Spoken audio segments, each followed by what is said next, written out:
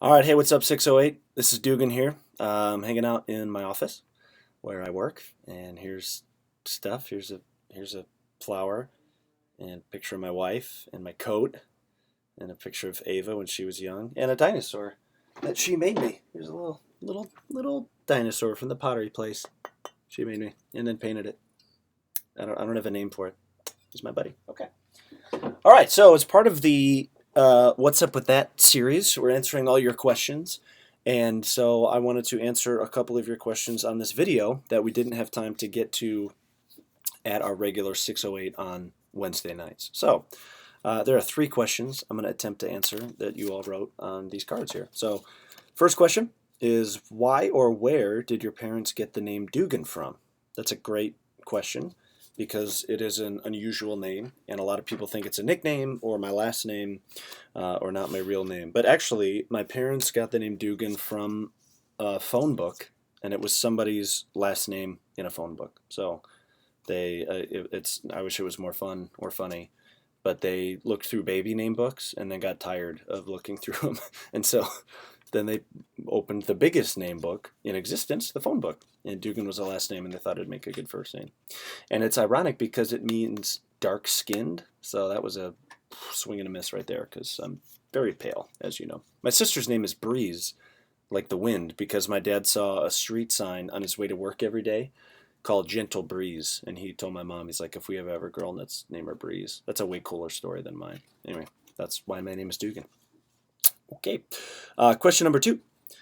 Why do people get so caught up in relationships and not everything else that is important, like God? Now, that's a really interesting question. I don't know what specifically it's in reference to as far as getting caught up in relationships look like. But the reason it's an interesting question is because relationships are actually a really good thing that is a gift from God. Like the whole purpose he created us was to be in relationship with him, and the only time in all of creation that God said his creation was not good was in Genesis 2:18 when he saw that Adam was alone, like without anybody else, because God looked and saw that all the other created things were not a good companion for him. That's why he made Eve, was so that Adam wouldn't be alone. So there's something like deep in the core of who we are that needs relationships. Like we were not meant to do life alone. It's one of the quickest ways to screw up your life is to try to do it alone, or try to handle problems alone, or try to deal with, addiction or sin or whatever alone. It's just not how we were meant to live. Now, sometimes we can take, like anything really, we can take this really good thing, this gift from God that we need, like relationships, and twist it, or it becomes unhealthy. So, we date people we shouldn't date. There's codependency, abusive relationships, seeking self-worth or confidence or affirmation from people instead of God, etc. Like those are some unhealthy ways that we can approach relationships, but relationships are a necessary part. And I think God encourages us and challenges us and gives us the need and the desire and the opportunity to build healthy relationships, which is why the Bible is full of wisdom and advice and stories and accounts of how to develop really great relationships. So really great marriages, really great friendships, relationships with our parents, with our children, with our friends, with our people who are older and wiser, people who are younger, people who work for us, that kind of thing. The Bible's just filled with like, hey, here's how to have a great relationship with every person, with strangers, enemies, that you come in contact with, because relationships are really important. And there's something that we should pursue and develop and get better at, as long as it doesn't become unhealthy, it doesn't start causing damage to yourself or somebody else, and as long as it doesn't get in the way of your relationship with God. So it is easy to get caught up in something like relationships because they're so good and because they're so important. But it'd be kind of like food. Like food is obviously an important thing for life, and God has given it to us for our enjoyment and for our sustenance. But there's a really healthy way to eat food, and there's a really unhealthy way to eat food. So there's kale, which is gross, but apparently, good for us. And then there's McDonald's on the other end of the spectrum. And I think it's the same with relationships. Like we were given relationships we were given them by God for our blessing, for our enjoyment, and because we need them.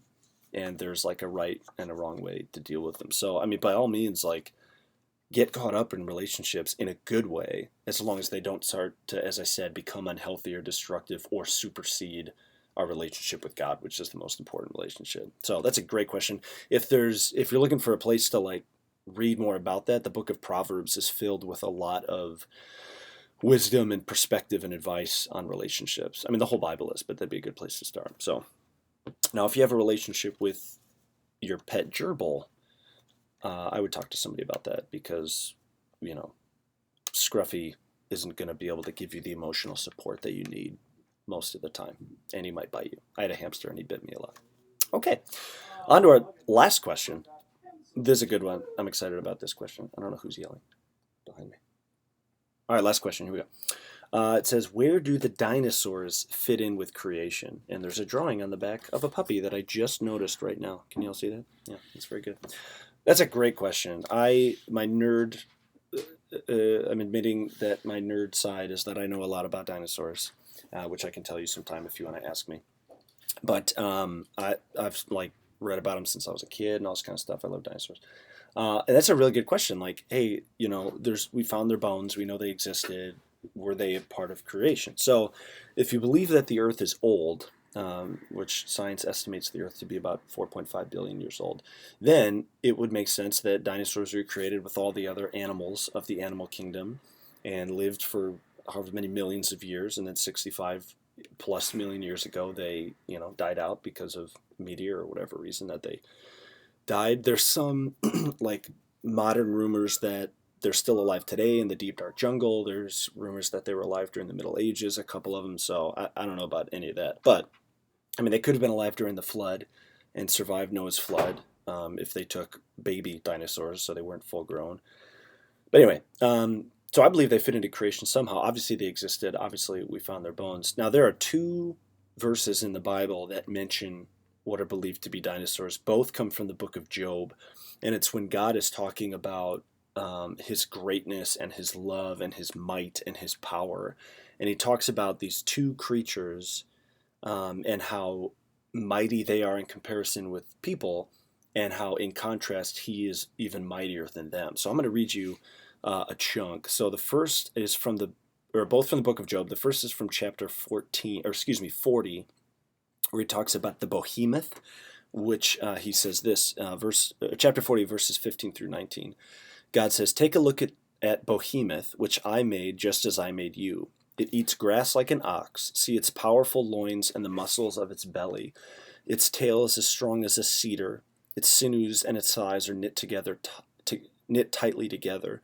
Its bones are tubes of bronze. Its limbs are bars of iron. It is a prime example of God's handiwork, and only its creator can threaten it." So it's believed that this verse is talking about a Brachiosaurus or a Diplodocus or one of the like big. So here's a picture of a Brachiosaurus. So something like that, where it was like, tail like a cedar, huge legs, bones made of bronze, all that kind of thing.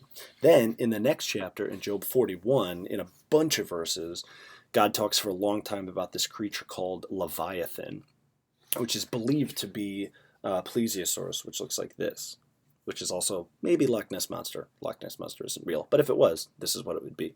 So here's some of the words from Job 41, where the Lord says, "Can you catch Leviathan with the hook, or put a noose around its jaw? Can you tie it with a rope through the nose, or pierce its jaw with a spike? Will its hide be hurt by spears, or its head by a harpoon? If you lay a hand on it, you will certainly remember the battle that follows. You won't try that again. It is useless to capture it. The hunter who attempts it will be knocked down, and since no one dares disturb it, who then can stand up to me?" Goes on to talk about Leviathan's limbs, its enormous strength, its graceful form. Nobody can penetrate its double layer hide of armor. Who could pry open its jaws, for its teeth are terrible. And even goes on in verse 18 to say when it sneezes, it flashes light. So apparently this creature was able to breathe fire, which is where dragons, it was a real-life dragon or something. Lightning leaps from its mouth. Smoke trembles. The Leviathan's neck is strong. Its flesh is hard and firm, cannot be penetrated. Its heart is hard as a rock. Anyway, it goes on and on talking about this like incredible creature. And the final verse says, "Of all the creatures, it is the proudest and the king of beasts." So there's these two verses in the Bible, in the book of Job, that talk about Behemoth and Leviathan, which seem to be dinosaurs, indicating it. Yes, like God created them. Yes, they were alive at some point when, the person was writing the book of Job, which historically was the first book of the Bible ever written, even though it's not first in the book. So there's a lot there. I hope that kind of answers your questions, or at least like piques your curiosity and makes you want to discover more. So thanks for joining me on Dugan's office Q&A, which, wait. Hey, John, can you stop walking by my office? I'm recording a video. This is my submission to The Bachelor. I'm kidding. They keep rejecting my submission. I can't seem to get it. All right. Thanks for watching. We'll see you guys at the next 608. Peace.